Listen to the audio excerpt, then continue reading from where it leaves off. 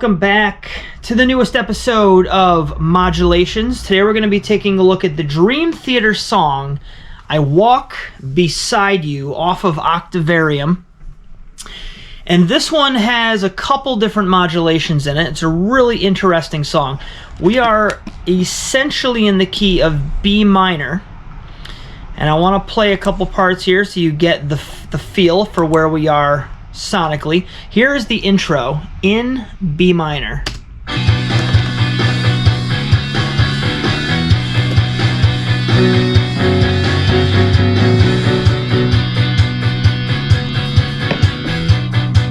Alright, so we've firmly established the B minor tonality for this. Intro verse, both in B minor. Once we get to the pre-chorus, which comes up right here, we have a drastic shift to the relative major scale. Now, B minor and D major are what's called relative keys. So if you take the key of B minor, and I'll just play this for you on piano so you can hear the notes. If you take that key of B minor and you go to the third note of that scale, that's a D. You replay the notes and you get what's called D major. So the point here is that every major scale has a minor counterpart and vice versa. So we're in the home key of B minor for the intro and verse, and then we abruptly shift to the key of D major, and the reason that shift is so smooth as a transition is because the notes are essentially the same. Both scales use the same letters, but it's just because of the different starting point, you get slightly different vibes from those notes because the interval distance has shifted. But we're going from a minor tonality to a major tonality, but they are relative, and therefore it's a very smooth transition. Alright guys, so after that pre-chorus, which is in D, we're going to abruptly jump back to its relative counterpart, B minor. So let's just hear that again. So we are in B minor here.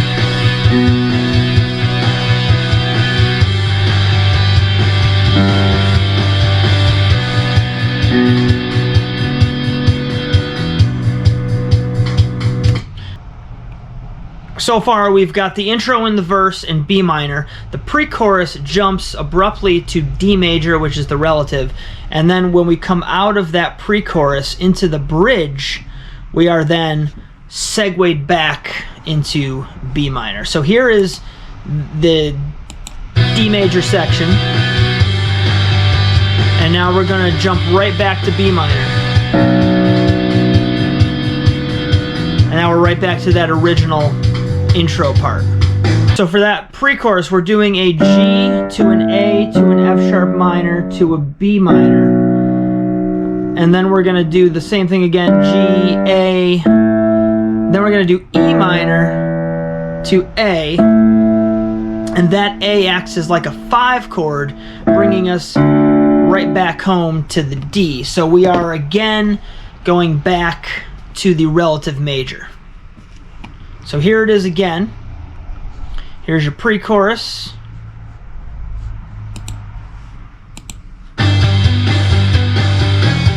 There's the A.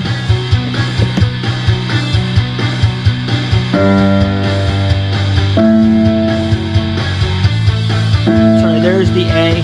Now it's right back into your D major. D major. Again, same chords as B minor.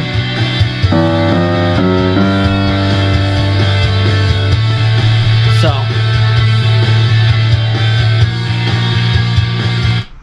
Now there's one more modulation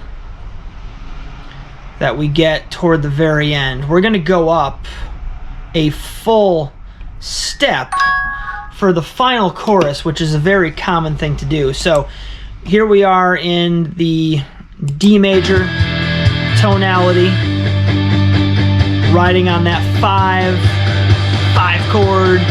Now we're going to shift up to E major, and continue that same chord progression, which ends up being a 1, 3, 6, 4, now in the key of E. So you just move everything up a full step. And what's really cool about raising things up a full step for the end of the song is it gets a little bit more mileage out of the song without having to craft a completely new section. There's nothing wrong with reusing the chord progression.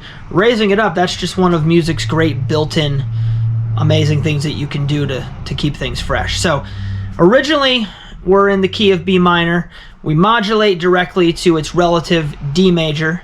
There's also a section in there, I believe it's the pre-chorus, where we're doing like an in-between, where we're doing the chords from both relative keys, but we're starting on G, and then we're eventually going back to D, and then for the last chunk we're up a full step to E, and then they bring it home on that. So a lot of really cool, really subtle shifts in this one. It works really well. It is a great tune, and that's all I got for you guys today.